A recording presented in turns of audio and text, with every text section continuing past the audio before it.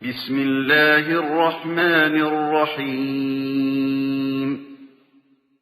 إن الحمد لله نحمده ونستعينه ونستغفره ونعوذ بالله من شرور أنفسنا ومن سيئات أعمالنا من يهده الله فلا مضل له ومن يضلل فلا هادي له وأشهد أن لا إله إلا الله وحده لا شريك له وأشهد أن محمدًا عبده ورسوله أما بعد قال الله تعالى في القرآن العظيم الفرقان المجيد أعوذ بالله من الشيطان الرجيم يا أيها الذين آمنوا اتقوا الله حق تقاته ولا تموتن إلا وأنتم مسلمون وقال أيضا يا أيها الناس اتقوا ربكم الذي خلقكم من نفس واحدة وخلق منها زوجها وبث منهما رجالا كثيرا ونساء واتقوا الله الذي تساءلون به والأرحام إن الله كان عليكم رقيبا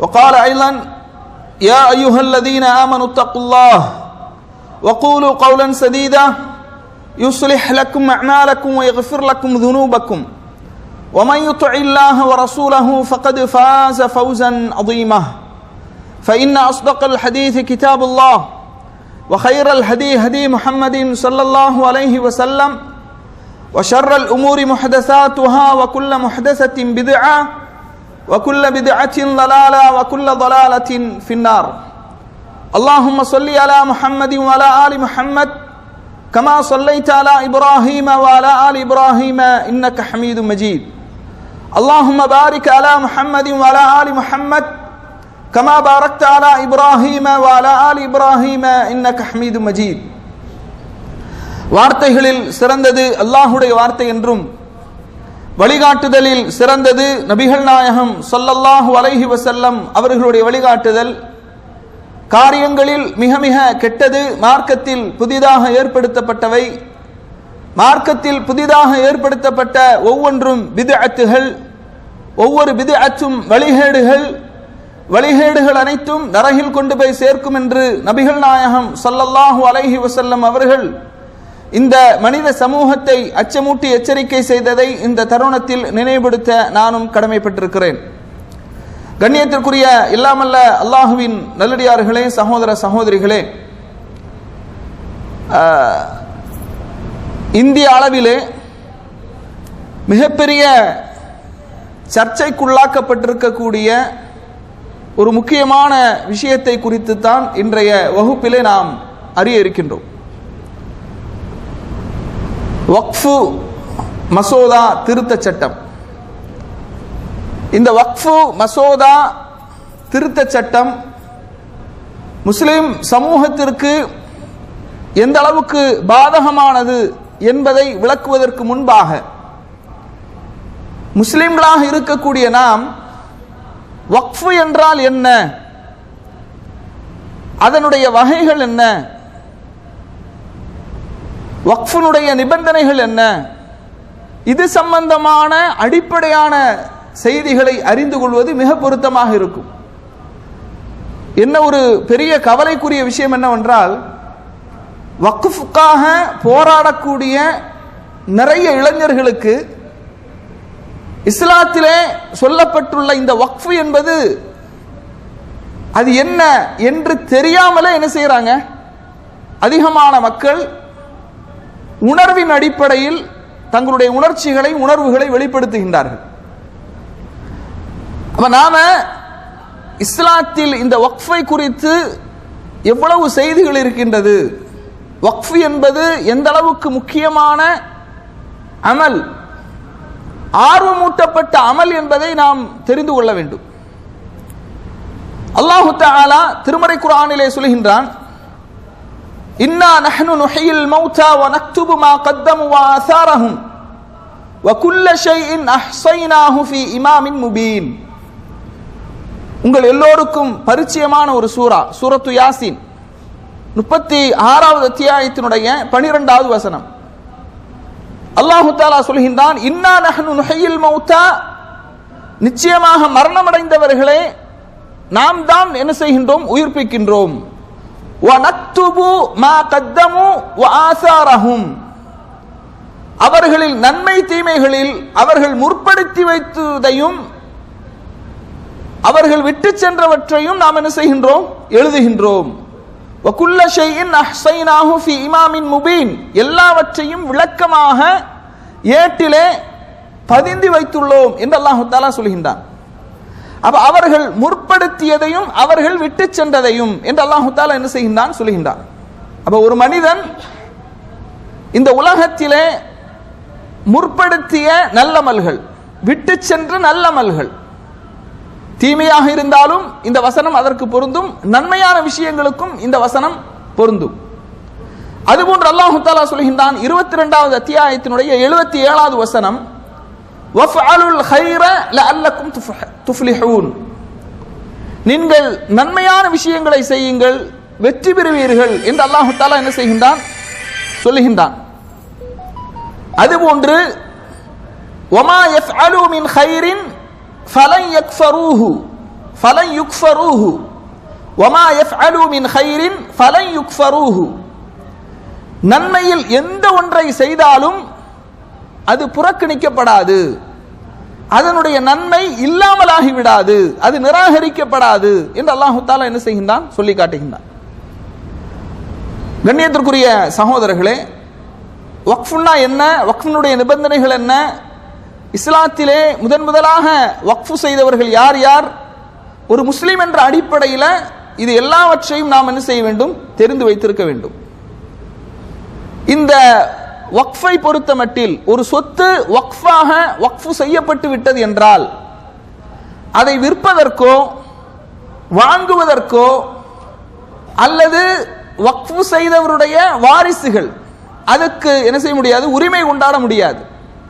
வக்ஃபு செய்யப்பட்ட சொத்து அது அன்பளிப்பாக பிறருக்கு கொடுக்க கூடாது. இதெல்லாம் வக்ஃபினுடைய நிபந்தனைகளாக நம்ம என்ன செய்கிறோம்? பார்க்கிறோம். இப்ப வக்ஃபு செய்யப்பட்ட சொத்து அது விற்கப்படக்கூடாது, அது வாங்கப்படக்கூடாது. அதனுடைய வக்ஃபு செய்த நபர் அவர் மரணித்து விட்டால் அவர்களுடைய வாரிசுகள் இது எங்களுடைய தந்தையின் சொத்து என்று அதிலே உரிமை கொண்டாட முடியாது. அதுபோன்ற சில நிபந்தனைகளை தவிர, அதுபோன்று பிறருக்கு அது அன்பளிப்பாகவும் கொடுக்க முடியாது. நீங்க இந்தியாவிலே இருக்கக்கூடிய நம்முடைய முன்னோர்கள் செய்த வக்ஃபு சொத்துக்கள் அதனுடைய பட்டியலை நீங்கள் எடுத்து பார்த்தால் ஒவ்வொரு ஜமாஅத்திலும் ஒவ்வொரு முஹல்லாவிலும் நீங்க கொஞ்சம் ஆழமாக தேடினீர்கள் என்று சொன்னால் பல கையாடல்கள் நடந்திருப்பதை நாம் என்ன செய்யலாம்? பார்க்கலாம். வக்ஃபு சொத்தை அபகரித்திருப்பார்கள், அல்லது யாருக்காவது அன்பளிப்பாக கொடுத்திருப்பார்கள், விற்றிருப்பார்கள். எவ்வளவோ இடங்கள்ல வக்ஃபினுடைய சொத்து விற்கப்பட்டிருக்கிறது, வக்ஃபு வாரியத்தின் மூலமாக அது மீட்கப்பட்டும் இருக்கிறது. அந்த விஷயங்களுக்கு இன்ஷா அல்லாஹ் நாம் அடுத்தடுத்த வகுப்புகளில் அறிந்து கொள்வோம். அப்ப வக்ஃபு என்பது தஹ்பிசுல் அஸ்லி வ தஸ்பீலுல் மன்ஃபஅ, அதனுடைய அந்த மூலத்தை அதை தடுத்து அதனுடைய பயன்பாட்டை பொது உடைமையாக்குவது, அல்லாஹ்வுக்காக அதை அர்ப்பணிப்பது, ஃபீ சபீலில்லாஹ், அதனுடைய பயன்பாட்டை அல்லாஹ்வுக்காக அர்ப்பணிப்பது. தஹ்பீசுல் அஸல், அதனுடைய மூல சொத்து, அது ஒரு நிலமாக இருக்கலாம் அல்லது கட்டிடமாக இருக்கலாம், எந்த ஒன்றாக இருக்கலாம். அதை நாம் சொன்னதை போன்று விற்கவோ அன்பளிப்பு செய்யவோ மரபுரிமையாக அதை மாற்றவோ முடியாதபடி நிரந்தரமாக ஆக்குவதுதான் தஹ்பீசுல் அஸல், அந்த அஸலை தடுத்துக் கொள்வது. வ தஸ்பீலுல் மன்ஃபஅ, அந்த சொத்தினுடைய பயன்பாட்டு சில நேரங்களில் வாடகை கட்டிடங்களாக இருக்கலாம். அப்ப அந்த வாடகை அது அல்லாஹ்வுடைய பாதையில் பொது உடைமையாக்கப்படும்.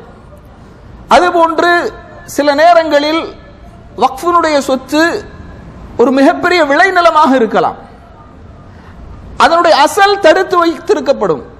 அந்த விளைநிலத்திலிருந்து வரக்கூடிய விளைச்சல்கள் அது பொதுமுடைமையாக்கப்படும், அது மக்களுடைய பயன்பாட்டிற்கு ஒஃபீ சபீலில்லாஹ், அல்லாஹ்வுடைய பாதையிலே அது செலவு செய்யப்படும்.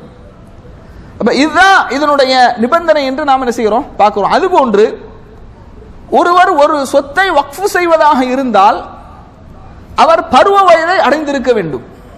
பருவ வயதை அடையாதவர்கள் என்ன செய்ய முடியாது? வக்ஃபு செய்ய முடியாது. அதுபோன்று வக்ஃபு செய்யக்கூடியவர் புத்தி கூர்மையுடையவராக இருக்கணும். அதாவது மனநிலை பாதிக்கப்பட்டவர்கள், பைத்தியம் பிடித்தவர்கள் என்ன செய்ய முடியாது? வக்ஃபு செய்ய முடியாது. அதுபோன்று சுதந்திரமானவராக இருக்க வேண்டும், அடிமையாக இருக்கக்கூடாது. அப்ப இவர்கள் தான் வக்ஃபு செய்ய முடியும் என்பதை நாம் என்ன செய்கின்றோம்? பார்க்கின்றோம். கண்ணியத்திற்குரிய சகோதரர்களே, நபி ஸல்லல்லாஹு அலைஹி வஸல்லம் அவர்களுடைய காலத்திலிருந்து சஹாபாக்களுடைய காலம், தாபீன்கள், தபா தாபீன்களுடைய காலம் வரைக்கும் தொன்று தொட்டு இன்று வரை இஸ்லாமிய சமூகத்திலே இருக்கக்கூடிய பொருளாதார ரீதியான அடிப்படையில் உள்ள ஒரு பெரிய மன்ஃபஅத் தான் இந்த வக்ஃப் என்பது. பாருங்க, நபி ஸல்லல்லாஹு அலைஹி வஸல்லம் அவர்கள் மதீனாவுக்கு வருகின்றார்கள். மக்காவிலிருந்து ஹிஜ்ரத் மேற்கொண்டு மதீனாவுக்கு வருகின்றார்கள். மதீனாவுக்கு வந்த உடனேயே மதீனாவிலே நபித்தோழர்கள் எல்லாம் அல்லாஹ்வுடைய தூதரை வரவேற்கின்றார்கள். அப்ப பனூ நஜ்ஜார் அந்த கோத்திரத்தினர் தங்களுடைய வாழ்வுகளை தொங்கவிட்டபடி அல்லாஹ்வுடைய தூதரை என்ன செய்யறாங்க?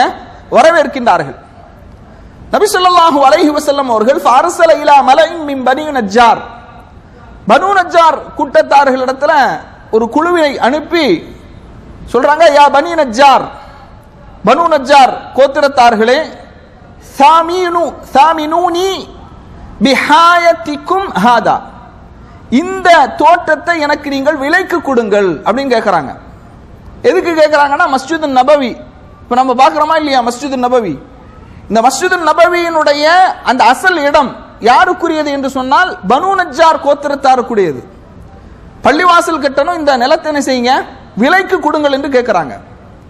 அப்ப பனூ நஜ்ஜார் கோத்திரத்தார்கள் சொல்றாங்க, லா வல்லாஹி லா நத்லுபு ஸமரஹு இல்லா லில்லாஹ். சுப்ஹானல்லாஹ். அவங்க சொல்றாங்க, அல்லாஹ்வின் மீது சத்தியமாக இதற்குரிய விலையை அல்லாஹ்விடத்தில் தான் நாங்கள் பெற்றுக்கொள்வோம். அப்படின்னா என்ன? இதற்குரிய கூலியை மறுமையில் நாங்கள் அல்லாஹ்விடத்தில் தான் பெற்றுக்கொள்வோம், எங்களுக்கு எந்த விதமான பணமும் தேவையில்லை அப்படின்னு சொல்லி என்ன செய்யறாங்க? சொல்றாங்க. இத அறிவிக்க அனஸ் ரலியல்லாஹு அன்ஹு சொல்றாங்க, அந்த பனூ நஜ்ஜாரினுடைய நிலத்துல முஷ்ரிக்குகளுடைய கபர்கள் இருந்தது. அது ஒன்று, அது ஒரு சமவெளிப்படுத்தப்படாத மேடு பள்ளமாக இருக்கக்கூடிய ஒரு இடமாக இருந்தது. அதை அல்லாஹ்வுடைய தூதர் ஸல்லல்லாஹு அலைஹி வஸல்லம் அவர்கள் என்ன செஞ்சாங்க? அந்த முஷ்ரிக்குகளுடைய கபர்களை தோண்டி அப்புறப்படுத்துவதற்கு கட்டளையிட்டார்கள். அந்த மேடு பள்ளங்களை சமப்படுத்துவதற்கு கட்டளையிட்டார்கள்.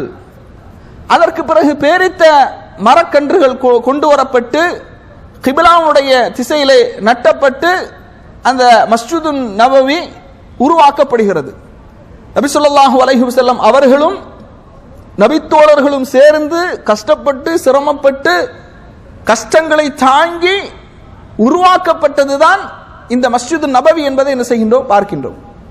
நபி ஸல்லல்லாஹு அலைஹி வஸல்லம் அவர்கள் ஒரு அழகான பிரார்த்தனையை செய்கின்றார்கள். அல்லாஹும்ம லா கைர இல்லா கைருல் ஆகிரா, இறைவா, லா கைர எந்த விதமான நன்மையும் இல்லை, இல்லா கைருல் ஆகிரா, மறுமையினுடைய நன்மையை தவிர வேறு எந்த விதமான நன்மையும் இல்லை. ஃபக்ஃபிர் லில் அன்சாரி வல் முஹாஜிர், முஹாஜிர்களுக்கும் அன்சாரிகளுக்கும் நீ மன்னிப்பை வழங்குவாயாக. இந்த செய்தி சஹீஹுல் புகாரியில 428வது செய்தியாக, சஹீஹ் முஸ்லிம்ல 524வது செய்தியாக இடம்பெறுவதை பார்க்கின்றோம். அப்ப நபி ஸல்லல்லாஹு அலைஹி வஸல்லம் அவர்கள் மதீனாவிலே வந்தவுடன் பனூ நஜ்ஜார் கோத்திரத்தார்கள் வக்ஃபாக என்ன செய்யறாங்க? பள்ளிவாசல் கட்டுவதற்கு இடத்தை முன்வந்து கொடுத்தார்கள் என்ற செய்தி என்ன செய்கிறோம்? பார்க்கின்றோம்.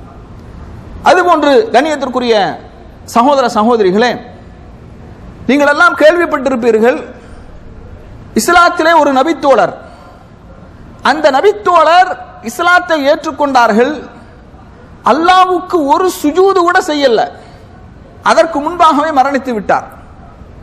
அது எந்த நபித்தோழர் அப்படின்னா, அந்த நபித்தோழருடைய பெயர் முஹைரீக். முஹைரீக் என்கின்ற நபித்தோழர் யூதர்களிலேயே சிறந்தவராக கருதப்பட்டவர், அறிஞராக கருதப்பட்டவர், பனு நதீர் கோத்திரத்தார்களிலேயே செல்வமுடையவராக கருதப்பட்டவர். இவர் உஹது போர்க்களத்திற்கு சற்று முன்பாக இஸ்லாத்தை ஏற்றுக்கொள்கின்றார்கள். இஸ்லாத்தை ஏற்ற உடனேயே அவரிடத்தில் இருந்த செல்வத்தை அல்லாஹுடைய தூதரிடத்தில் இதை வக்ஃபாக நீங்கள் வைத்துக் கொள்ளுங்கள், ஃபீ சபீலில்லாஹ், அல்லாஹுடைய பாதையில் நான் என்ன செய்யறேன், இதை நான் உங்களுக்கு கொடுத்து விடுகின்றேன், இதனுடைய உரிமை உங்களுக்கு இருக்கிறது என்று என்ன செய்யறாங்க, அல்லாஹுடைய தூதரிடத்தில் ஒப்படைக்கிறாங்க. அந்த உஹதுடைய போர்க்களத்திலே கலந்து கொள்கின்றார்கள், அதிலே ஷஹீதாக்கப்படுகிறார்கள். அவர் வலம் யஸ்ஜுத் சஜதத்துன் வாஹிதா, ஒரு நேர தொழுகையை கூட தொழவில்லை, ஆனால் ஷஹாதத்தை அடைந்தார், சொர்க்கத்தை அடைந்தார் என்ற செய்தியை என்ன செய்கின்றோம், பார்க்கின்றோம். அந்த நபித்தோழருடைய பெயர் என்ன, முஹைரிக் என்கின்ற நபித்தோழர். இவர்களும் அல்லாஹுடைய பாதையில் வக்ஃபு செய்ததாக நாம் என்ன செய்கின்றோம், ஹதீஸிலே பார்க்கின்றோம்.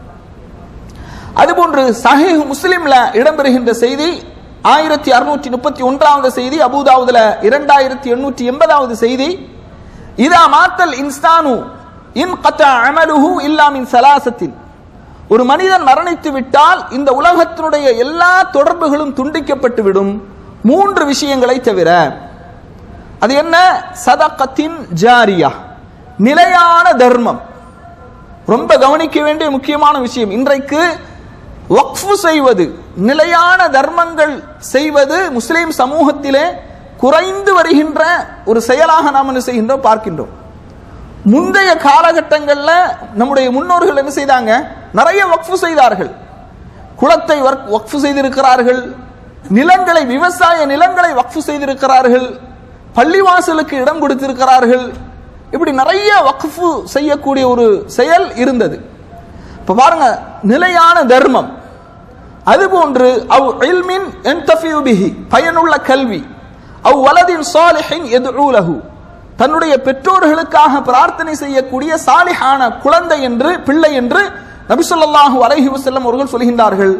இந்த ஹதீஸும் வக்ஃபிற்கு, வக்ஃபு இஸ்லாத்திலே வக்ஃபு செய்வதற்கு ஆதாரமாக முன்வைக்கக்கூடிய மிகப்பெரிய ஆதாரம் என்பதை என்ன செய்கின்றோம், பார்க்கின்றோம். அதுபோன்று அபூ ஹுரைரா ரலியல்லாஹு அன்ஹு அறிவிக்கக்கூடிய ஒரு செய்தி, இன்ன மிம்மா யல்ஹகுல் முஃமின மின் அமலிஹி வ ஹஸனாத்திஹி பஅத மௌத்திஹி, ஒரு முஃமின் தன்னுடைய மரணத்திற்கு பிறகு அவனை நல்லமல்கள், நற்காரியங்கள் அவனை வந்தடைகின்றது.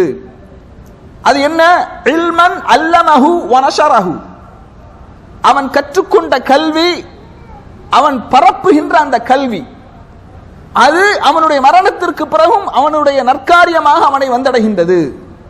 வலதன் சாலிஹன் தரக்கஹு, நல்ல சாலிஹான பிள்ளை.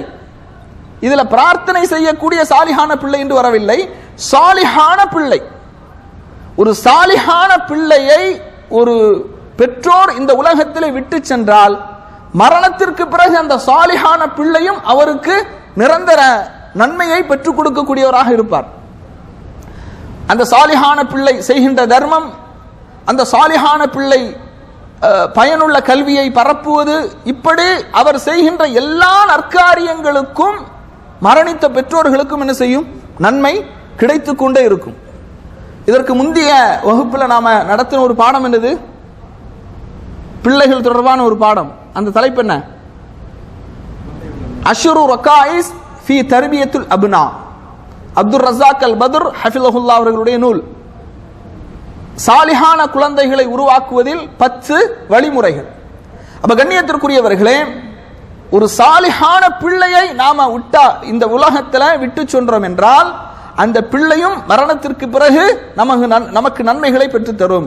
அதுபோன்று நன்றாக கவனியுங்கள், ஓ முஸ்ஹஃபன் வர்ரஸஹு, இங்க பெரிய தர்மம் செய்வதற்கு லட்சக்கணக்கான ரூபாய்கள், கோடிக்கணக்கான ஒரு முஸ்ஹஃப், ஒரே ஒரு முஸ்ஹஃப், முஸ்லிம் அல்லாத ஒருவருக்கு தமிழ் மொழிபெயர்ப்பிலே உள்ள ஒரு முஸ்ஹஃபை நீங்கள் வாங்கி கொடுத்தால் அதுவும் உங்களுக்கு என்னதான், நன்மைக்குரிய ஒரு செயலாக சொல்லப்படுகிறது.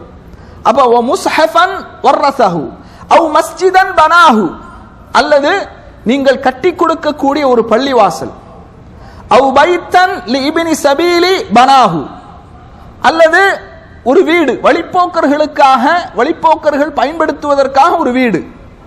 நீங்கெல்லாம் அரசர்களுடைய காலத்தில் நீங்க பார்க்கலாம், சத்திரம் என்று சொல்லுவார்கள். கேள்விப்பட்டிருக்கிறீங்களா? சத்திரம். வழிப்போக்கர்கள் அந்த சத்திரத்திலே தங்கிவிட்டு செல்வார்கள். தங்களுடைய உடைமைகளை, தங்களுடைய சுமைகளை அதிலே வைத்து இளைப்பாரி விட்டு செல்வார்கள். ரசூல் ஸல்லல்லாஹு அலைஹி வஸல்லம் சொல்றாங்க, அவ் பைத்தன் லி இப்னி ஸபீலி பனாஹு, வழிப்போக்கர்களுக்காக நீங்கள் கட்டி கொடுக்கக்கூடிய ஒரு வீடு. அவ் நஹ்ரன் அஜ்ராஹு, அல்லது ஒரு ஆறு, குளம், குட்டைகள், கிணறு. கிணறெல்லாம் பெரிய சதகா, நிலையான தர்மம். அந்த கிணற்றிலிருந்து எவ்வளவு ஆண்டுகள் தண்ணீர் பொதுமக்கள் அதை பயன்படுத்துகின்றார்களோ அதற்குரிய நன்மை உங்களுக்கு வந்து கொண்டே இருக்கும். இதற்குரிய சிறந்த உதாரணங்களை இன்ஷா அல்லாஹ் என்னுடைய உரையினுடைய பின் பகுதியிலே சொல்ல இருக்கிறேன். அவ் சதகத்தன் அக்ரஜஹா மின் மாலி சிஹ்ஹத்திஹி வ ஹயாத்திஹி.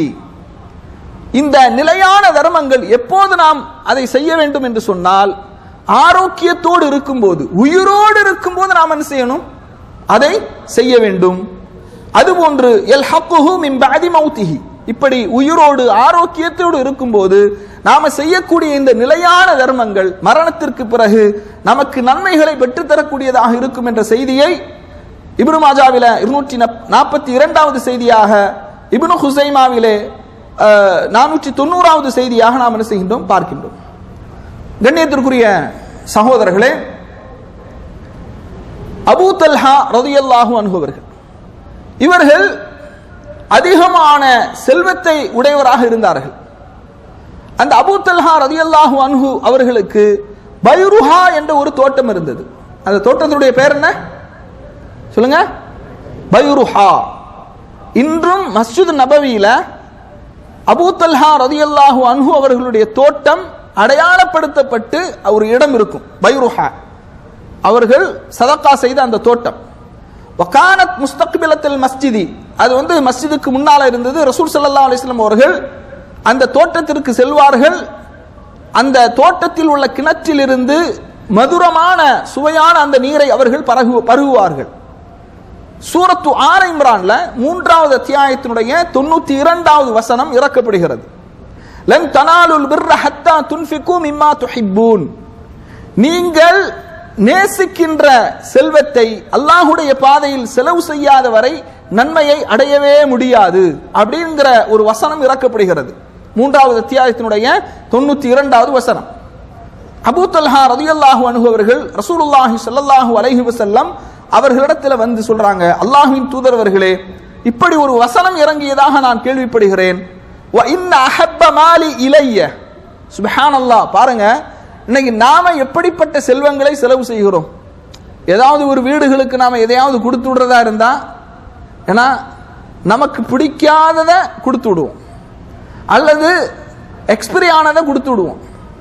இந்த மாதிரியான இதுதான் இன்னைக்கு நடைமுறையில் இருக்குது. ஆனா பாருங்க, அவர்கள் சொல்றாங்க, வ இன்ன அஹப்ப மாலி இலைய பைருஹா, எனக்கு ரொம்ப விருப்பமான ஒரு செல்வம் பைருஹா என்ற இந்த தோட்டம். ஃபஇன்னஹா ஸதகத்துன் லில்லாஹ், இதை அல்லாஹ்வுக்காக நான் என்ன செய்கின்றேன்? சதகா செய்கின்றேன். வ அர்ஜு பிர்ரஹா வ துக்ரஹா இன்தல்லாஹ், இதனுடைய நன்மையை அல்லாஹ்விடத்திலே நான் என்ன செய்கின்றேன்? எதிர்பார்க்கின்றேன்.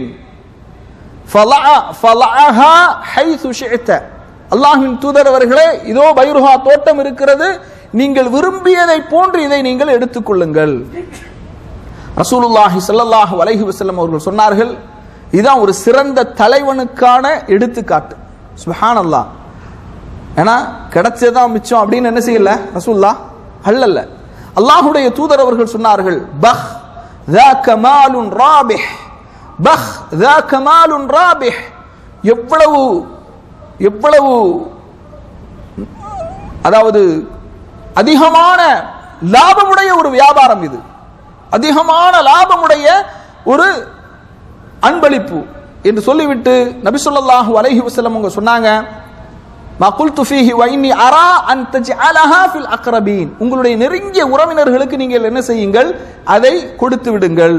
அபூ தல்ஹா ரலியல்லாஹு அன்ஹு அவர்கள் அதை என்ன செய்தார்கள்? அதுல 3ல் ஒரு பகுதியை அல்லாஹ்வுடைய பாதையிலே வக்ஃப் செய்தார்கள். மீதமுள்ளதை தன்னுடைய நெருங்கிய உறவினர்களுக்கு பங்கு வைத்து கொடுத்தார்கள் என்ற செய்தியை சஹீஹுல் புகாரியில 2769வது செய்தியாக, முவத்தா மாலிக்ல 3652வது செய்தியாக, முஸ்லிம்ல 998வது செய்தியாக பார்க்கின்றோம். அபூ தல்ஹா ரலியல்லாஹு அன்ஹு அவர்கள் என்ன செஞ்சிருக்கிறாங்க? அல்லாஹ்வுடைய பாதையில் பைருஹா என்ற தோட்டத்தை வக்ஃபு செய்திருக்கிறார்கள் என்பதை பார்க்கிறோம்.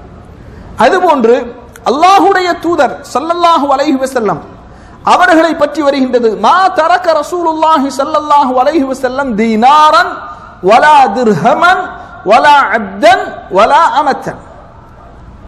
நபி ஸல்லல்லாஹு அலைஹி வஸல்லம் அவர்கள் மரணிக்கும் போது இந்த உலகத்தில் தீனாரை விட்டு செல்லவில்லை, திர்ஹமை விட்டு செல்லவில்லை, அடிமையை விட்டு செல்லவில்லை.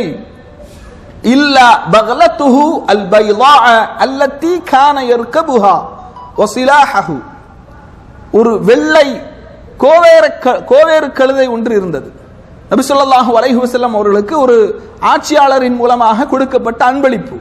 அவர்கள் பயணிக்கக்கூடிய கோவேறு கழுதை, அதுபோன்று ஒரு ஆயுதம், அதுபோன்று அர்லன் ஜஅலஹா லிஇப்னி ஸபீலி ஸதகத்தன்.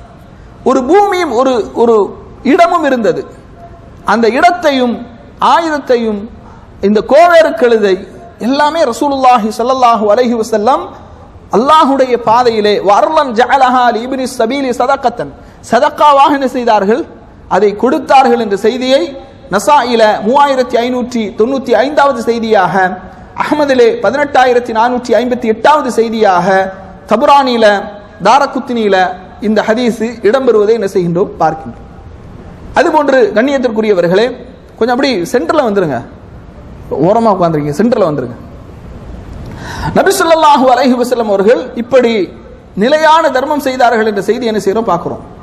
அதுபோன்று வக்ஃபுனுடைய அறக்கட்டளை ஆவணம் எழுதும் போது எப்படி அந்த ஆவணத்தை எழுத வேண்டும், எப்படி அந்த பிரமாணத்தை எழுத வேண்டும் பாருங்க.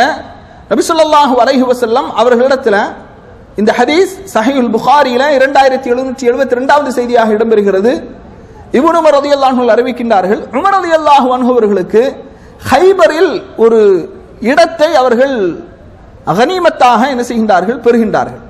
அப்ப நபி ஸல்லல்லாஹு அலைஹி வஸல்லம் அவர்களிடத்தில் வந்து சொல்றாங்க, அல்லாஹ்வின் தூதர் அவர்களே, நான் வந்து ஹைபர்ல உயர்தரமான ஒரு சொத்தை நான் பெற்றிருக்கின்றேன், நான் இதுவரைக்கும் இது போன்ற ஒரு சொத்தை நான் பெற்றதே இல்லை, நீங்கள் நான் என்ன செய்ய வேண்டும் என்று இதை கட்டளையிடுகின்றீர்கள் அப்படின்னு கேட்கிறாங்க. நபி ஸல்லல்லாஹு அலைஹி வஸல்லம் அவர்கள் இங்குதான் வக்ஃபுனுடைய சட்டத்தை நாம் கவனிக்க வேண்டும். இன் ஷிஅத ஹப்பஸ்த அஸ்லஹா, நீ நாடினால் அதனுடைய அஸ்லை நீ தடுத்து வைத்துக் கொள்ளலாம். வதஸத்தக்த பிஹா, அதனுடைய வருவாயை என்ன செய்யலாம்? தர்மம் செய்யலாம். இப்ப வக்ஃபு செய்வதாக இருந்தால் முழு நிலத்தையும் அப்படியே வக்ஃபு செய்வது, இதுவும் வக்ஃபில் ஒரு வகைதான். அதே நேரத்தில் நாம வந்து நமக்கு நிறைய கட்டிடங்கள் இருக்கிறது, வாடகை கட்டிடங்கள் இருக்கிறது, அதிலிருந்து நிறைய வருமானங்கள் வருகிறது, லட்சக்கணக்கான வருமானங்கள் அல்லது ஆயிரக்கணக்கான வருமானங்கள் வருகிறது. ஒரு 5 வீடு இருக்குது, 50,000 வாடகை வருது, அல்லது ஒரு வீடு 2 வீடு இருக்குது, 10,000 வாடகை வருது. அப்படின்னா அந்த வாடகை பணத்தை மட்டும் நீங்கள் என்ன செய்யலாம்? வக்ஃபு செய்யலாம். இந்த வீட்டினுடைய அசல் உங்களுக்கு தான், அந்த அசல் உங்களுக்கு தான், அதனுடைய வருமானம் அதை நீங்க என்ன செய்யலாம்? வக்ஃபு செய்யலாம். அப்படியும் என்ன செய்யலாம்? வக்ஃபு செய்யலாம். அப்ப நபி ஸல்லல்லாஹு அலைஹி வஸல்லம் சொல்றாங்க, நீ விரும்பினால் அதனுடைய அசலை நீயே வைத்துக்கொள், அதன் வருவாயை என்ன செய்? அல்லாஹ்வுடைய பாதையில வக்ஃபு செய் என்று சொல்றாங்க.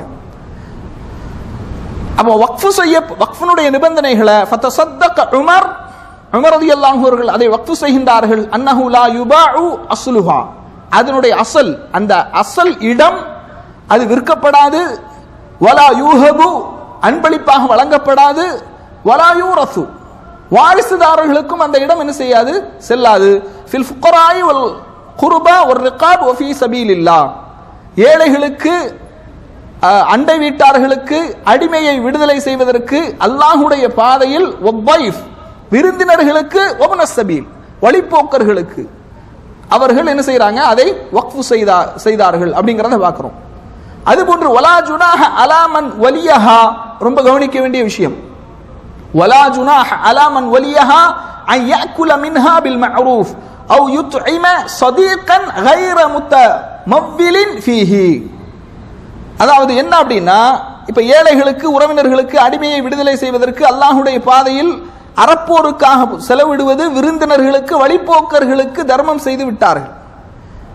அதை நிர்வகிக்கிறாங்களா நிர்வாகிகள், அல்லது அதை பொறுப்பேற்கக்கூடிய காப்பாளர்கள், அதிலிருந்து நியாயமான முறையிலே உண்பதிலும் வீண் விரயம் செய்யாமல் தன்னுடைய நண்பருக்கு கொடுப்பதிலும் தவறில்லை. விளங்குதா? ஒரு வக்ஃபு செய்யப்பட்ட சொத்து, பள்ளிவாசலுக்காக ஒருவர் ஒரு நிலத்தை வக்ஃபு செய்கின்றார் அல்லது ஒரு சொத்தை வக்ஃபு செய்கின்றார். பள்ளிவாசலுடைய முத்தவல்லி அதை பராமரிக்கின்றார்.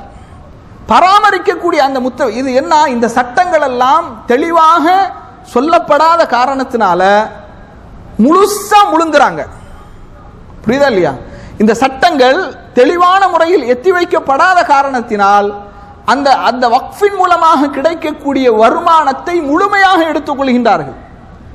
இல்லப்பா, பராமரிக்கக்கூடியவர்களுக்கு, அந்த வக்ஃபை பாதுகாக்கக்கூடிய காப்பாளர்கள் நியாயமான முறையில் அதை உண்ணலாம், தன்னுடைய நண்பருக்கு கூட கொடுக்கலாம். சுப்ஹானல்லாஹ், இஸ்லாம் எவ்வளவு விசாலமாக பாக்குதுன்னு பாருங்க. தன்னுடைய நண்பருக்கும் உண்ண கொடுப்பதில் தவறில்லை அப்படிங்கிறத அந்த ஆவணத்திலே உமர் ரலியல்லாஹு அன்ஹு அவர்கள் குறிப்பிட்டார்கள் என்ற செய்தி என்ன செய்கின்றோம், பார்க்கின்றோம். அதுபோன்று ஹதீஸில் பார்க்கிறோம், ஜாபிர் ரலியல்லாஹு அன்ஹு அறிவிக்கின்றார்கள், லம் யகுன் அஹதும் மின் அஸ்ஹாபின் நபி ஸல்லல்லாஹு அலைஹி வஸல்லம் ذو مقدرة இல்லா வக்ஃப.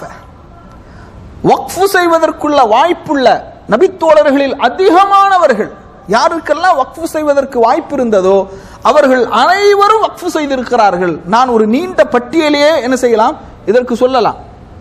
அப்ப நபி ஸல்லல்லாஹு அலைஹி வஸல்லம் அவர்கள் வக்ஃபு செய்திருக்கிறார்கள், உமர் ரலியல்லாஹு அன்ஹு அவர்கள் வக்ஃபு செய்திருக்கிறார்கள், அபூ தல்ஹா ரலியல்லாஹு அன்ஹு அவர்கள் வக்ஃபு செய்திருக்கிறார்கள்.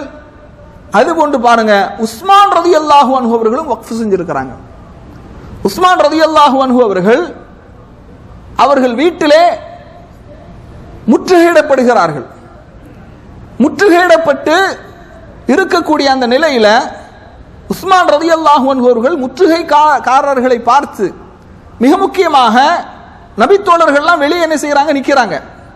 அப்படி வெளியே நிற்கும் போது அந்த நபித்தோழர்களை பார்த்து உஸ்மான் ரலியல்லாஹு அன்ஹு என்ன செய்யறாங்க, கேட்கிறாங்க, அலஸ்தும் தஅலமூன, உங்களுக்கு தெரியாதா? அதுக்காக நபித்தோழர்கள் முற்றுகையிட்டார்கள் நினைச்சிட கூடாது. முற்றுகையாளர்கள் வீட்டை சுற்றி முற்றுகையிடுகின்றார்கள், நபித்தோழர்கள் இயலாத ஒரு நிலையில நிற்கிறாங்க. அப்ப நபித்தோழர்களை பார்த்து ரசூலுல்லாஹி உஸ்மான் ரலியல்லாஹு அன்ஹு அவர்கள் அந்த முற்றுகைக்காரர்களுக்கு விளங்கும் விதமாக நபித்தோழர்களை பார்த்து சொல்றாங்க, அலஸ்தும் தஅலமூன், உங்களுக்கு தெரியாதா? அன்ன ரசூலுல்லாஹி ஸல்லல்லாஹு அலைஹி வஸல்லம் قال, அல்லாஹ்வுடைய தூதர்வர்கள் சொன்னார்கள், மன் ஹஃபர ரூமா, பிஇரு ரூமா. யாரெல்லாம் போயிருக்கீங்க மதீனால? பிஇரு ரூமா யாரெல்லாம் போயிருக்கீங்களா? பிஇரு ரூமா. அப்ப இந்த பிஇரு ரூமாவை ரசூலுல்லாஹி ஸல்லல்லாஹு அலைஹி வஸல்லம் அவர்கள் அல்லாஹ்வுடைய பாதையில் வாங்கி அதை வக்ஃபு செய்வதற்காக சொன்னபோது, யார் இதை வக்ஃபு செய்கின்றார்களோ, அல்லாஹ்வுடைய பாதையில இதை வாங்குகின்றார்களோ, ஃபலஹுல் ஜன்னah, அவர்களுக்கு சொர்க்கம் என்று சொன்னார்கள். ஃபஹஃபர்துஹா, அதை நான் அல்லாஹ்வுடைய பாதையிலே வாங்கி வக்ஃபு செய்தேன், அதை நான் அல்லாஹ்வுடைய பாதையிலே அர்ப்பணித்தேன். இது உங்களுக்கு தெரியாதா? இப்படி நீங்கள் எல்லாம் தண்ணீர் குடிப்பதற்காக அல்லாஹ்வுடைய பாதையிலே ஒரு கிணற்றை வாங்கி உங்களுக்காக அர்ப்பணித்தேனே, என்னையா நீங்க கொல்ல பாக்குறீங்க அப்படிங்கிற அர்த்தத்தில் என்ன செய்யறாங்க, உஸ்மான் ரலியல்லாஹு அன்ஹு அவர்கள் கேட்கிறாங்க. கண்ணியத்திற்குரிய சகோதரர்களை, இந்த பிஇரு ரூமா இதனுடைய ஒரு சின்ன வரலாற்று பின்னணியை நாம் அறிந்து கொள்ள வேண்டும். இந்த பிஇரு ரூமா யாரிடத்தில் இருந்தது அப்படின்னா, யூதனிடத்திலே இருந்தது. யூதர்களிடத்தில் இந்த பிஇரு ரூமா இருந்தது. முஸ்லிம்கள் அந்த பிஇரு ரூமாவுடைய கிணற்றில் இருந்து தண்ணீரை பருகி கொண்டிருந்தார்கள். அப்ப முஸ்லிம்கள் தண்ணீர் குடிக்கிறது விடுவானா? கண்கூடா பார்க்கிறோம், அப்படிதானா இல்லையா? என்ன எல்லாம் பண்றான் அப்படின்னு. அப்ப தண்ணீர் பருகுகின்றார்கள் என்று தெரிஞ்ச உடனேயே அவன் அதற்கு விலையை நிர்ணயித்தான். தண்ணி குடிக்கணும்னா என்ன செய்யணும்? காசு தரணும். பணம் தராமல் தண்ணீர் தரமாட்டேன் என்று அதற்கு விலையை நிர்ணயித்தான். அந்த நேரத்தில் தான் ரசூல் ஸல்லல்லாஹு அலைஹி வஸல்லம் கேட்கிறாங்க, இந்த பிர் ரூமாவை யார் அல்லாஹ்வுடைய பாதையிலே வாங்கி அர்ப்பணிக்கின்றார்களோ அவர்களுக்கு சொர்க்கம் உண்டு சொன்ன உடனே உஸ்மான் ரலியல்லாஹு அன்ஹு என்ன செய்தார்கள்? அதை வாங்கி அல்லாஹ்வுடைய பாதையிலே அர்ப்பணித்தார்கள். மதீனாவுடைய எல்லா முஸ்லிம்களும் அந்த கிணற்றில் இருந்து நீரை பருகினார்கள் என்ற செய்தியை பார்க்கிறோம். அது மட்டுமல்ல, அந்த கிணறை பற்றி இன்னும் சில செய்திகள் இருக்கின்றது. அதுபோன்று ரசூல் ஸல்லல்லாஹு உஸ்மான் ரலியல்லாஹு அன்ஹு கேக்குறாங்க, அலஸ்தும் தஅலமூன் அன்னஹு قال من جهز جيش العسرة فله الجنة فجهزتهم. உஸ்மான் ரலியல்லாஹு அன்ஹு சொல்றாங்க, யார் அல்லாஹ்வுடைய பாதையில் ஒரு படையை தயார் செய்கின்றார்களோ அவர்களுக்கு சொர்க்கம். உடனே அந்த படையை தயார் செய்வதற்கான முழு பொருளாதாரத்தையும் முழு செல்வத்தையும் உஸ்மான் ரலியல்லாஹு அன்ஹு அவர்கள் என்ன செய்றாங்க? ஃபஸத்தகூஹு, அதை அவர்கள் அதை அவர்கள் தர்மம் செய்தார்கள். முழு அந்த ஒரு, அதாவது இது எந்த போர் அப்படின்னு பாத்தீங்கன்னா ஹைபர் போர், தபூக் யுத்தம். தபூக் யுத்தத்துக்கு முஸ்லிம்களிடத்தில் பொருளாதார நெருக்கடியான ஒரு நிலை, பொருளாதாரம் இல்லாத ஒரு நிலை. அப்பந்தான் ரசூல் ஸல்லல்லாஹு அலைஹி வஸல்லம் சொல்றாங்க, இந்த போருக்காக தபூக் யுத்தத்திற்காக யார் பொருளாதாரத்தை தருவார்களோ அவர்களுக்கு சொர்க்கம் சொன்ன உடனேயே உஸ்மான் ரலியல்லாஹு அன்ஹு அவர்கள் முழு பொருளாதாரத்தையும் அர்ப்பணித்தார்கள் என்ற ஒரு செய்தியை பார்க்கின்றோம். கண்ணியத்திற்குரிய சகோதரர்களே, இந்த பிர் ரூமா 1400 வருடங்கள் ஆகிவிட்டது. உஸ்மான் ரலியல்லாஹு அன்ஹு அவர்கள் அதை வக்ஃப் செய்து 1400 வருடங்கள் ஆகிவிட்டது. இந்த பிர் ரூமா மதீனாவினுடைய வடமேற்கு பகுதியில் இருப்பதை நாம் என்ன செய்கின்றோம்? பார்க்கின்றோம். இந்த பிர் ரூமாவில் இருந்து அதிகமான மதீனாவாசிகள் அவர்கள் தண்ணீர் பருகியது மட்டுமல்ல, குடித்தது மட்டுமல்ல, தங்களுடைய கால்நடைக்கு பயன்படுத்தி இருக்கிறாங்க. அதுபோன்று தங்களுடைய விளைநிலங்களுக்கு பயன்படுத்தி இருக்கிறார்கள். அந்த அளவுக்கு ஒரு பரக்கத்தான ஒரு கிணறு என்பதை என்ன செய்கின்றோம்? பார்க்கின்றோம். 1372 வருடம் இஸ்தஅஜரத் விசாரத்துல், அதாவது ஸிரா, விவசாயத்துறை இருக்குதா இல்லையா, சவுதி அரேபியாவுடைய விவசாயத்துறை. இந்த விவசாயத்துறை விசாரத்து ஷுஊனுல் இஸ்லாமியா வல் அவுகாஃப், அவுகாஃபுக்கு அவர்கள் ஒரு தொகையை கொடுத்து, அஜ்ராக வாடகைக்கான ஒரு தொகையை கொடுத்து என்ன செய்யறாங்க? இதை வாங்குகின்றார்கள். வாங்கி 15500 மரங்களை நடுகின்றார்கள், பேரித்த மரங்கள்.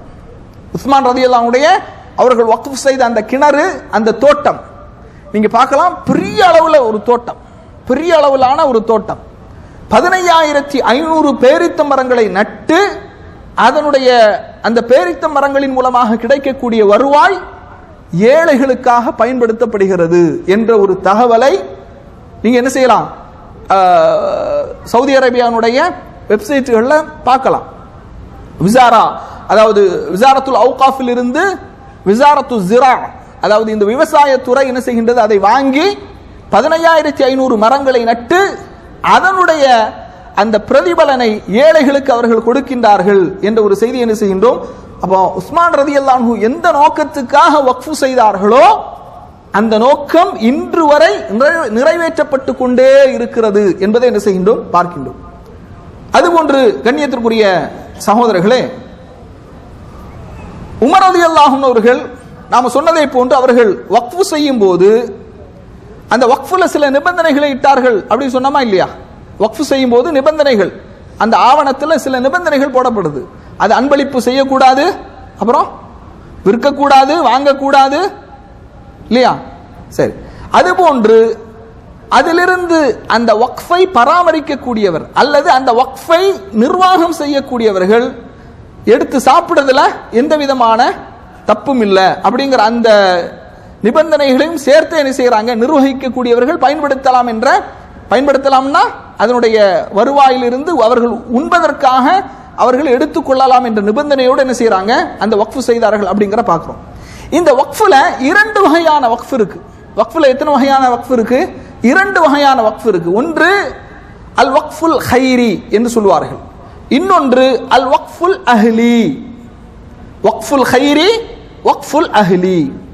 வக்ஃபுல் ஹைரி அப்படின்னா என்ன? வக்ஃபுல் ஹைரி என்பது நன்மையான விஷயங்களுக்கு பொதுப்படையாக வக்ஃப் செய்வது. பள்ளிவாசல் கட்டி கொடுப்பதற்கு இடத்தை கொடுப்பது அல்லது பள்ளிவாசலை கட்டி கொடுப்பது. நீங்க சவுதி அரேபியாவில் பார்க்கலாம், பெரும்பாலான பள்ளிவாசல்கள் பார்த்தீங்கன்னா ஒவ்வொரு ஷரிகா அல் அபு ஆயினைன் அல்லது கஹ்தானி, இப்படி ஒவ்வொரு கோத்திரத்தர்களும் கட்டி கொடுக்கப்பட்ட பள்ளிவாசல்கள். பெரும்பாலான பள்ளிவாசல்கள் பார்த்தீங்கன்னா தனிநபர்கள் அவர்கள் கட்டி அவுகாஃபுக்கு வக்ஃப் செய்து விடுவார்கள். அவுகாஃப் என்ன செய்யும்?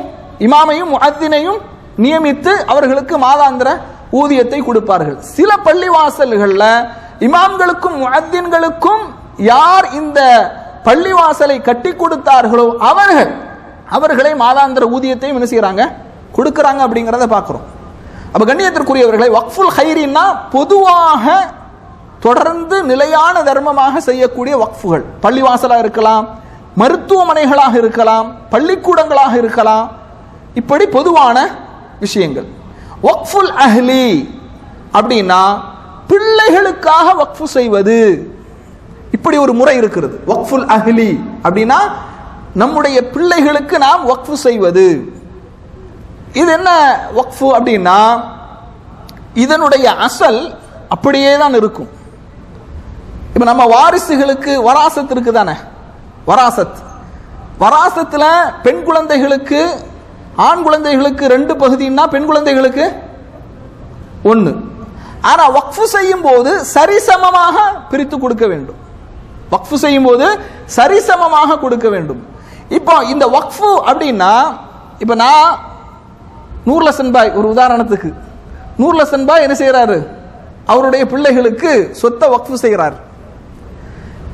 அவர்களுடைய பிள்ளைகள் என்ன செய்ய முடியாது? அந்த சொத்தை விற்க முடியாது. அந்த சொத்து அப்படியே இருந்து கொண்டே இருக்கும். அவருடைய பிள்ளைகள் வருவாங்களா இல்லையா? அவர்களும் விற்க முடியாது. அந்த அசல் சொத்து இருந்து கொண்டே இருக்கும். பிள்ளைகளுக்கு பிள்ளைகள், பிள்ளைகளுக்கு பிள்ளைகள், பிள்ளைகளுக்கு பிள்ளைகள்னு பயன்படுத்தலாம். பயன்படுத்துவதற்கு உரிமை இருக்குது. ஆனா என்ன செய்ய முடியாது? விற்க முடியாது. நீங்க சில வீடுகளை எல்லாம் பார்க்கலாம். சில வீடுகள், பழைய காலத்து வீடுகள் அப்படியே இருக்கும். யாராலையும் அதை விற்கவும் முடியாது, வாங்கவும் முடியாது. ஏன்னா அந்த பெற்றோர்கள் அந்த வீட்டை வக்ஃபு செய்திருப்பார்கள். பிள்ளைகளுக்கு என்ன செய்வாங்க? வக்ஃபு செய்திருப்பார்கள். சொத்தாக வராசத்துடைய சொத்தாக கொடுக்க மாட்டாங்க. எல்லா பிள்ளைகளுக்கும் இந்த வீட்டிலே உரிமை உண்டு. அவர்கள் வரலாம், தங்கலாம். ஏன்னா வீடு ஒருவேளை இடிந்து விட்டாலோ அதை பராமரிப்பு செய்யலாம், மாற்றி அமைக்கலாம், கெட்டலாம், எல்லாம் செய்யலாம். ஆனா என்ன செய்ய முடியாது? விற்க முடியாது. அந்த சொத்து அப்படியே இருக்கும். பிள்ளைகளுக்கு பிள்ளைகள், பிள்ளைகளுக்கு பிள்ளைகள், பிள்ளைகளுக்கு பிள்ளைகள் என்று தொடர்ந்து அந்த சொத்து அப்படியே இருந்து கொண்டிருக்கும். இதற்கு வக்ஃபுல் அஹ்லி என்று சொல்வார்கள். என்ன சொல்லுவாங்க? வக்ஃபுல் அஹ்லி என்று சொல்வார்கள். மூன்றாவது ஒரு வக்ஃப் இருக்கின்றது, அல் வக்ஃபுல் முஷ்தரக். ஏன்னா என்னோட இருக்கிறீங்களா? என்னோட தான் இருக்கிறீங்க. வக்ஃபுல் முஷ்தரக். வக்ஃபுல் முஷ்தரக் அப்படின்னா ஒரு கட்டிடத்தை நான் வக்ஃபு செய்வது அல்லது ஒரு இடத்தை நான் வக்ஃபு செய்வது. வக்ஃபு செய்துவிட்டு அதனுடைய வருமானத்தில் பாதி அளவு என்னுடைய பிள்ளைகளுக்கு, பாதி அளவு பொதுமக்களுக்கு. புரியுதா? இதான் வக்ஃபுல் முஷ்தரக், இஷ்திராக், கூட்டாக்குவது. உதாரணமாக அப்துல் காதர் பாய்க்கு ஒரு 1 கோடி ரூபாய்க்கு சொத்து இருக்குதுன்னு வைங்க. அந்த 1 கோடி ரூபாய் சொத்துல ஒரு 20 லட்சம் ரூபாய் மாசம் வருமானம் வருது. அந்த 20 லட்சம் ரூபாயில அவங்க சொல்றாங்க 10 லட்சம் ரூபாய் இதனுடைய வருமானம் எனக்கும் என்னுடைய பிள்ளைகளுக்கும், மீதி 10 லட்சம் ரூபாய் பொது காரியங்களுக்கு, பள்ளிவாசல்களுக்கு, பள்ளிவாசல்ல உள்ள இமாமுடைய சேலரி, தாய்களுக்கு அப்படின்னு என்ன செய்யறாரு? வக்ஃப் பண்றாரு. இதான் வக்ஃபுல் முஷ்தரக், வக்ஃபிலே கூட்டாக்குவது. இப்படி செய்வதற்கு மார்க்கத்தில் என்ன இருக்கு? அனுமதி இருக்கிறது. புரியுதா இல்லையா? அதனால வக்ஃப்னு சொன்ன உடனே ஐயோ என்னுடைய சொத்து அம்புடும் போகுது, எல்லாமே போயிட்டே அப்படி நீங்க நினைக்க வேண்டியதே இல்லை. நீங்க என்ன செய்யலாம்? உங்களுடைய சொத்தை நிபந்தனையோடு, இந்த சொத்தில் உள்ள வருமானத்தில் பகுதி எனக்கும் என்னுடைய பிள்ளைகளுக்கும், அல்லது சொத்தினுடைய 1/3 பகுதி 3 பங்கு எனக்கும் என்னுடைய பிள்ளைகளுக்கும், இதுல 1 பங்கு பொது காரியங்களுக்கு என்று நீங்கள் என்ன செய்யலாம், வக்ஃபு செய்யலாம். இதுவும் வக்ஃபினுடைய முறை என்பதை என்ன செய்கின்றோம், பார்க்கின்றோம். கண்ணியத்திற்குரிய சகோதரர்களே, யாரெல்லாம் வக்ஃபு செஞ்சிருக்கிறாங்க, இன்னும் ஒரு 8 நிமிஷம் தான் இன்ஷா அல்லாஹ், மீதி உள்ள தகவல்களை அடுத்த வகுப்பிலே அறிந்து கொள்ளலாம். இஸ்லாமிய உம்மத்திலே நாம நிறைய செய்திகளை பார்த்தோம். நபி ஸல்லல்லாஹு அலைஹி வஸல்லம் வக்ஃப் செய்திருக்கிறாங்க, அபூ தல்ஹா ரலியல்லாஹு அன்ஹு அவர்கள் வக்ஃப் செய்திருக்கிறாங்க, உஸ்மான் ரலியல்லாஹு அன்ஹு அவர்கள் வக்ஃப் செய்திருக்கிறாங்க, உமர் ரலியல்லாஹு அன்ஹு அவர்கள் வக்ஃப் செய்திருக்கிறாங்க. அதுபோன்று அபூபக்கர் சித்திக் ரலியல்லாஹு அன்ஹு அவர்களுக்கு மக்காவிலே ஒரு வீடு இருந்தது. அப்ப அந்த வீட்டை அவர்கள் என்ன செய்யறாங்க, வக்ஃபு செய்கின்றார்கள். எப்படி வக்ஃபு செய்யறாங்க, தன்னுடைய பிள்ளைகளுக்கு வக்ஃபு செய்கின்றார்கள். மன் ஹதர மின் வலதிஹி வ வலதிஹி வ வலதிஹி வ நஸ்லிஹி பிமக்கத வலம் யதவாரசுஹா.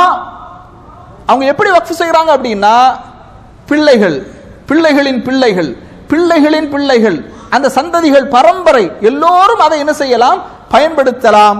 ஆனால் அந்த சொத்துக்கு யாரும் என்ன செய்ய முடியாது, வாரிசாக முடியாது. வாரிசுனா என்னது, வாரிசுனா அதை விற்கலாம், வாங்கலாம் இல்லையா, ஆனா பயன்படுத்துவதற்கு மட்டும் உரிமை உண்டு. இதுவும் வக்ஃபில்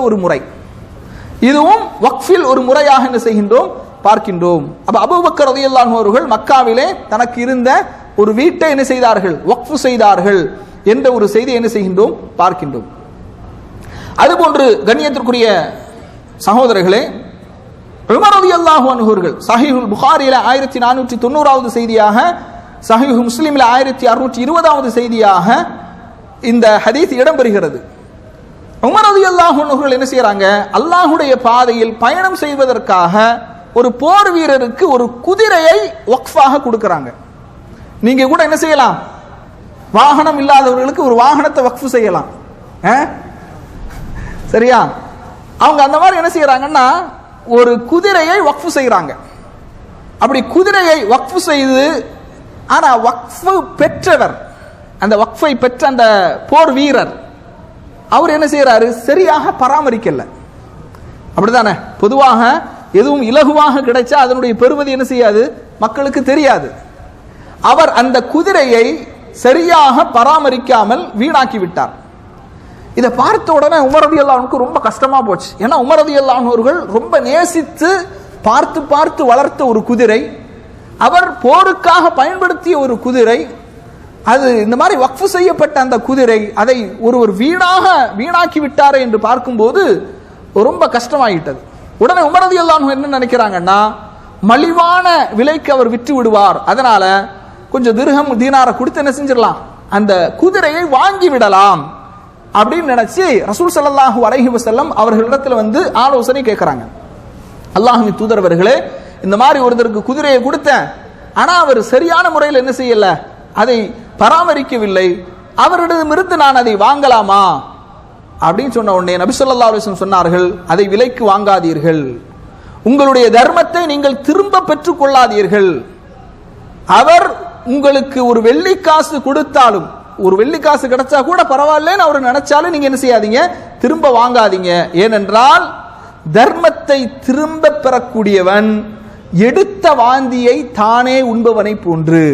இந்த கட்டத்தில் தான் சொல்றாங்க, தர்மத்தை திரும்ப பெறக்கூடியவன் எடுத்த வாந்தியை தானே உண்பவனை போன்று என்று ரசூலுல்லாஹி ஸல்லல்லாஹு அலைஹி வஸல்லம் அவர்கள் சொன்னார்கள் என்ற செய்தி சஹீஹுல் புகாரியில 1490வது செய்தியாக இடம்பெறுவதை என்ன செய்யணும் பார்க்கின்றோம். அதுபோன்று அலி ரலியல்லாஹு அன்ஹு அவர்கள் என்ன செய்யறாங்கன்னா, தனக்கு ஒரு பூமி இருந்தது, அந்த பூமியை அல்லாஹ்வுடைய பாதையிலே தர்மம் செய்தார்கள்.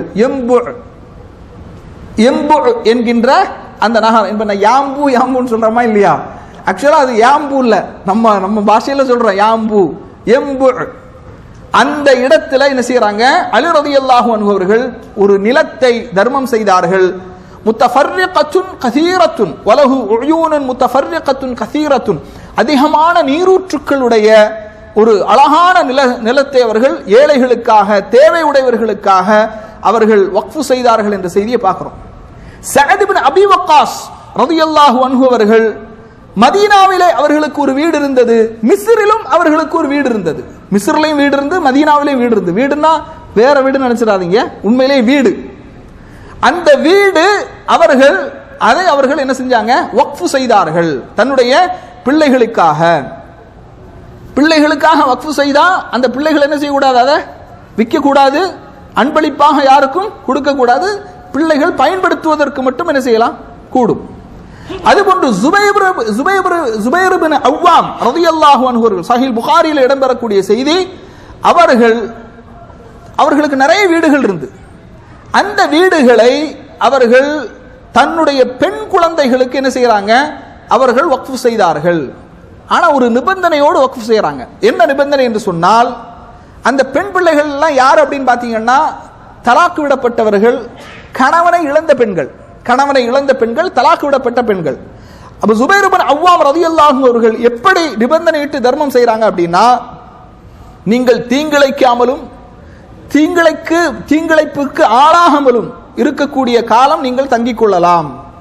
ஆனால் யாராவது மறுமணம் செய்து தன்னிறைவு பெற்றுவிட்டால் அவர்கள் இங்கு தங்குவதற்கு உரிமை இல்லை. அப்ப கைம்பெண்ணாக இருக்கக்கூடியவங்க, ஆண் துணை இல்லாமல் இருக்கக்கூடியவர்கள், அவர்கள் என்ன செய்யலாம், தங்கிக் கொள்ளலாம். அவர்களுக்கு திருமணமாகிவிட்டால் அவர்கள் தங்குவதற்கு அனுமதி இல்லை என்ற நிபந்தனையோடு என்ன செய்யறாங்க, அவர்கள் மிஸ்ரிலும் மக்காவிலும் இருந்த வீடுகளை அவர்கள் பெண் குழந்தைகளுக்கு கொடுத்தார்கள். அப்படிங்கிற பார்க்கிறோம். மிஸ்ரிலும் மதீனாவிலும் இருந்த அந்த வீடுகளை. அதுபோன்று அப்துல்லா இப்னு உமர் ரலியல்லாஹு அவர்கள் என்ன செய்யறாங்க, அவர்கள் என்ன செய்யறாங்கன்னா, அவர்களும் தன்னுடைய தந்தையின் மூலமாக கிடைத்த அந்த வீட்டை அவர்கள் தர்மம் செய்கின்றார்கள். தன்னுடைய குடும்பத்தாரில் யாரெல்லாம் தேவையுடையவர்களாக இருக்கிறார்களோ அவர்களெல்லாம் வசித்துக் கொள்ளலாம், யாரெல்லாம் வீடு இல்லாமல் இருக்கிறாங்களோ அவங்க எல்லாம் வசித்துக் கொள்ளலாம் என்ற அந்த நிபந்தனையோடு ஏழைகளுக்கு, அனாதைகளுக்கு, விதவைகளுக்கு வக்ஃப் செய்தார்கள். அப்படிங்கிறத பார்க்கிறோம். ஸைத் இப்னு சாபித் ரலியல்லாஹு அன்ஹு அவர்களும் என்ன செய்கின்றாங்க, அவர்களும் தன்னுடைய வீட்டை வக்ஃப் செய்தார்கள். என்ன வீடு அப்படின்னா, பக்கீ, ஜன்னத்துல் பக்கீன்னு சொல்லுவாங்க, அது தவறு, ஜன்னத்துல் பக்கீ அல்ல, பக்கீக்கு அருகிலே உள்ள தன்னுடைய வீட்டை அவர்கள் வக்ஃப் செய்தார்கள் என்பதை பார்க்கிறோம். அதுபோன்று அம்ர் பின் ஆஸ் ரலியல்லாஹு அன்ஹு அவர்கள் தாயிஃப்ல, மக்காவிலும் தாயிஃபிலும் அவருக்கு ஒரு வீடு இருந்தது, அதையும் அவர்கள் என்ன செய்தார்கள், அல்லாஹ்வுடைய பாதையில வக்ஃப் செய்தார்கள் என்பதை பார்க்கின்றோம். அதுபோன்று ஹாலித் பின் வலீத் ரலியல்லாஹு அன்ஹு அவர்கள் தங்களுக்கு மதீனாவிலே இருந்த அந்த வீட்டை விற்கக்கூடாது, அவர்களுடைய வாரிசுக்கு அந்த சொத்து போகக்கூடாது என்ற நிபந்தனையோடு வக்ஃப் செய்தார்கள். அப்படிங்கிறத பார்க்கிறோம். கண்ணியத்திற்குரிய சகோதரர்களே, சஹீஹ் புகாரில 1468வது செய்தியாக இடம்பெறுகிறது. அபூ ஹுரைரா ரலியல்லாஹு அன்ஹு அறிவிக்கக்கூடியது, உமர் ரலியல்லாஹு அன்ஹு அவர்கள் ஜக்காத்தை வசூலிக்குமாறு உமர் ரலியல்லாஹு அன்ஹு அவர்களுக்கு கட்டளையிடுகின்றார்கள். அப்போது இப்னு ஜமீல் அப்படிங்கிறவங்க, ஹாலித் பின் வலீத், அப்துல்லா இப்னு அப்பாஸ் பின் அப்துல் முத்தலிப், இவங்க 3 நபர்களும் ஜக்காத்தை தரவில்லை என்று தர மறுத்து விட்டதாக ரசூல் ஸல்லல்லாஹு அலைஹி வஸல்லம் அவர்களிடத்துல புகாராக சொல்றாங்க உமர் ரலியல்லாஹு அன்ஹு அவர்கள். அப்ப நபி ஸல்லல்லாஹு அலைஹி வஸல்லம் அவங்க சொல்றாங்க, இப்னு ஜமீல் அவர் ஏழையாக இருந்தார், அல்லாஹும் அவன் தூதரும் அவரை செல்வந்தராக்கிய பிறகு அவர்கள் ஜக்காத்தை அவர் தர மறுக்கிறார் அப்படிங்கிறாங்க. ஹாலித் பின் வலீதை பொறுத்த மட்டில் நிச்சயமாக நீங்கள் ஹாலித் பின் வலீதுக்கு அநீதி இழைக்கின்றீர்கள். அவர் எப்படிப்பட்டவர் தெரியுமா, தன்னுடைய கவசங்களையும் போர்க்கருவிகளையும் அல்லாஹுடைய பாதையிலே அவர்கள் வழங்க முடிவு செய்திருந்தார். அதனால ஹாலித் பின் வலீதை அவர் ஜக்காத்து தரவில்லை என்று நீங்க என்ன செய்யுங்க, குற்றச்சாட்டோடு கொண்டு வராதீர்கள் அப்படிங்கிறாங்க. அதுபோன்று அப்பாஸ் பின் அப்துல் முத்தலிப் அவர்களுக்குரிய தர்மம் அது நம்மை சார்ந்தது, அதை நாம் தான் தருவோம், அதை இன்னொரு மடங்கும் சேர்த்து தருவோம் அப்படின்னு சொல்லி நபி ஸல்லல்லாஹு அலைஹி வஸல்லம் அவர்கள் சொன்னார்கள் என்ற செய்தி என்ன செய்யறோம் பார்க்கிறோம். அப்ப ஹாலித் பின் வலீத் ரலியல்லாஹு அன்ஹு அவர்களுக்கு மக்காவிலும் தாயிஃபிலும் இருந்த வீட்டை வக்ஃப் செய்திருக்கிறார்கள். ஹக்கீம் இப்னு ஹிஸாம் ரலியல்லாஹு அன்ஹு தனக்கு இருந்த வீட்டை வக்ஃப் செய்திருக்கிறார்கள். அதை விற்கக்கூடாது, அன்பளிப்பாக கொடுக்கக்கூடாது, வாரிசுகளுக்கு போகக்கூடாது என்று வக்ஃப் செய்திருக்கிறார்கள். அனஸ் இப்னு மாலிக் ரலியல்லாஹு அன்ஹு ஒரு வீட்டை வக்ஃப் செய்கின்றார்கள். ஒரே ஒரு நிபந்தனையோடு என்ன சொல்றாங்கன்னா, மதீனாவுக்கு வரும்போதெல்லாம் அந்த வீட்டிலே அவர்கள் தங்கிக் கொள்வார்கள். அப்ப வக்ஃப் செய்யக்கூடியவர் அந்த சொத்தை தானும் பயன்படுத்திக் கொள்ளலாம், தன்னுடைய பிள்ளைகளும் பயன்படுத்திக் கொள்ளலாம் என்ற நிபந்தனையில் வக்ஃப் செய்யலாம்னா தாராளமாக வக்ஃப் செய்யலாம். அபூ ஹுரைரா ரலியல்லாஹு அன்ஹு அவர்களும் என்ன செஞ்சிருக்கிறாங்க, அவர்கள் ஒரு வீட்டை வக்ஃப் செய்திருக்கிறார்கள். ஆயிஷா ரலியல்லாஹு அன்ஹா அவர்கள் வக்ஃப் செஞ்சிருக்கிறாங்க. அஸ்மா பின்த் அபூபக்கர் ரசூல் ஸல்லல்லாஹு அலைஹி வஸல்லம் மனைவிமார்கள் வக்ஃப் செஞ்சிருக்கிறாங்க. உம்மு சலமா ரலியல்லாஹு அன்ஹா அவர்கள் வக்ஃப் செஞ்சிருக்கிறாங்க. அதுபோன்று உம்மு ஹபீபா அபூ சுஃபியான் ரலியல்லாஹு அன்ஹுடைய மகள் ரசூல் ஸல்லல்லாஹு அலைஹி வஸல்லம் மனைவி அவர்கள் வக்ஃப் செஞ்சிருக்கிறாங்க. சஃபியா ரலியல்லாஹு அன்ஹா, நான் எதுக்கு சொல்றேன், இந்த பெண்மணிகள் நபித்தோழியர்களுடைய பெயரெல்லாம் எதுக்கு சொல்றேன், நபி ஸல்லல்லாஹு அலைஹி வஸல்லம் மனைவிமார்களுடைய பெயரெல்லாம் எதுக்கு சொல்றேன்? பெண்கள் நீங்க கேட்டுட்டு இருக்கீங்க, உங்களுக்கு என்று ஒரு சொத்து இருந்தால், உங்களுக்கு ஒன்று வீடு இருந்தால், இல்லைன்னா சொல்ல முடியாது, எல்லாருக்கும் அவங்கவுங்க வீட்டில் என்ன செஞ்சிருப்பாங்க, ஏதாவது ஒரு சொத்து கொடுத்திருப்பாங்க.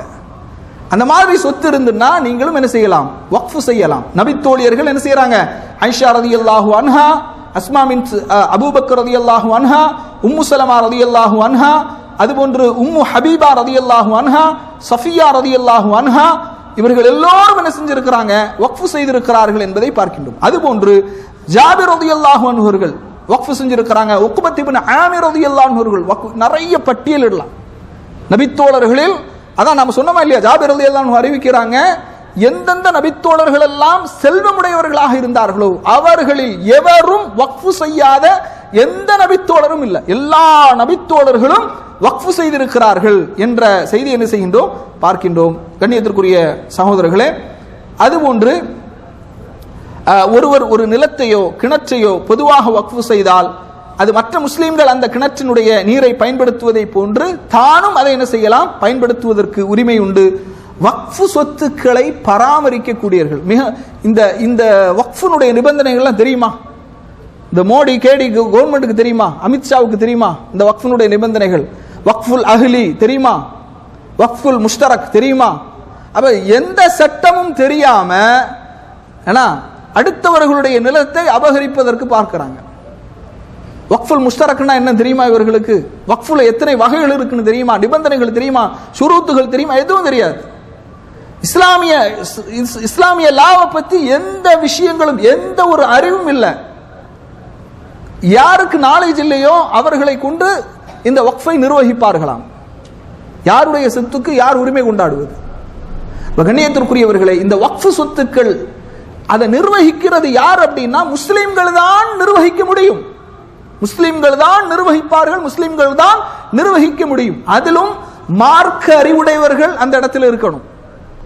வக்ஃப் போர்டு இருக்குதா இல்லையா, அவர்கள் மார்க்க அறிவுடைய ஒருவரை நியமிக்க வேண்டும் அந்த வக்ஃபுக்கு. அவர் வழிகாட்டுவார், அதை எப்படி செலவு செய்யணும், எப்படி பயன்படுத்தணும், அதனுடைய நிபந்தனைகள் என்ன, எது கூடும் எது கூடாது.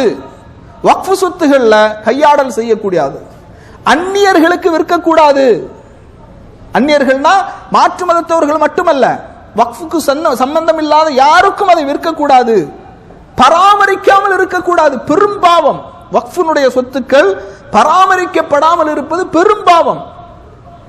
சுப்ஹானல்லாஹ், முஸ்லிம் சமூகத்தில் இந்தியாவில் இருக்கக்கூடிய வக்ஃப் சொத்துக்கள் ரயில்வே துறைக்கு பிறகு அடுத்த இடத்தில் அதிகமான செல்வங்கள் வக்ஃப்ல தான் இருக்கு. ரயில்வேக்கு அடுத்து அதிகமான சொத்துக்கள் இஸ்லாமியர்களுடைய வக்ஃப் சொத்துக்கள்.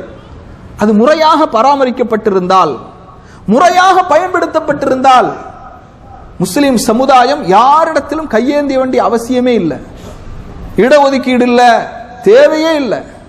இடஒதுக்கீடுக்காகவோ அல்லது கல்விக்காகவோ வேலை வாய்ப்புக்காகவோ அரசாங்கத்திட கையேந்தக்கூடிய எந்த சூழலும் ஏற்படாது. முறையாக அந்த வக்ஃப் சொத்துக்கள் பராமரிக்கப்பட்டு பாதுகாக்கப்பட்டு பயன்படுத்தப்பட்டது என்றால் அவ்வளவு சொத்துக்கள் இருக்கு.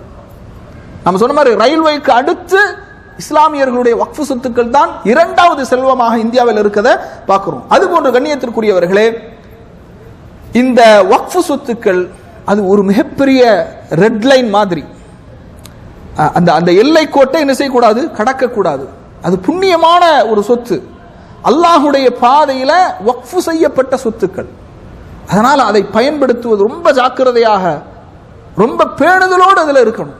கண்ணியத்திற்குரிய சகோதரர்களே, இப்போ வக்ஃபை பற்றி நிறைய நாம் கேட்டிருக்கிறோம். அதனால் இது ஏதோ ஒரு காலத்தில் நடந்தது என்று ஒரு சம்பவமாக கதையாக கேட்டு கடந்து செல்வதை விட யாருக்கெல்லாம் வக்ஃபு செய்ய முடியுமோ, குறைந்தபட்ச அளவு வக்ஃபு செய்வதாக இருந்தாலும் அதற்குரிய நன்மைகள் உங்களுக்கு நிரந்தரமான நன்மைகள் இருக்கு.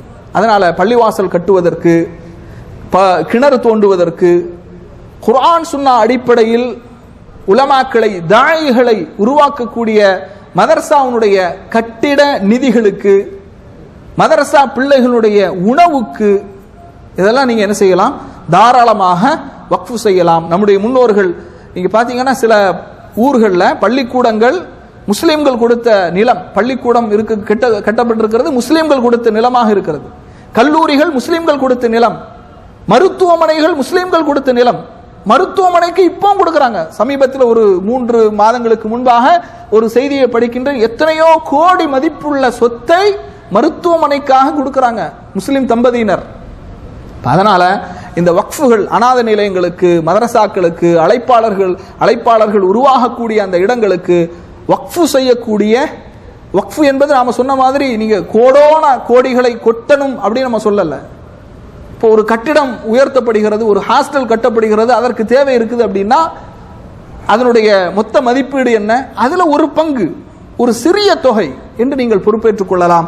இன்னும் வக்ஃபு சம்பந்தமான சில செய்திகள் இருக்கின்றது. இன்ஷா அல்லாஹ் அதை வரக்கூடிய வாரங்களிலே அறிந்து கொள்வோம். அல்லாஹு தஆலா எந்த விஷயங்களை அறிந்தோமோ தெரிந்தோமோ அதை தெரியாத மக்களுக்கு எடுத்துச் சொல்லக்கூடியவர்களாக, வக்ஃபு செய்யக்கூடிய அந்த மனோநிலையோடு இந்த சபையிலிருந்து கலைந்து செல்லக்கூடியவர்களாக அல்லாஹு தஆலா நம் அனைவரையும் ஆக்கியல்வானாக என்று கூறி நிறைவு செய்கிறேன்.